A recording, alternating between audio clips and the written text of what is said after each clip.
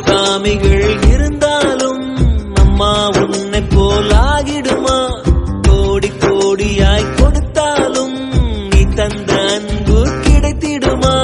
ரத்தத்தை நான் தந்தாலுமே உன் தியாகத்துக்கு ஈடாகுமா? நான் பட்ட கடன் தீர்ப்பேன் என்றால் ஒரு ஜன்மம் போதாதம்மா. நடமாடும் கோயில் நீதானே.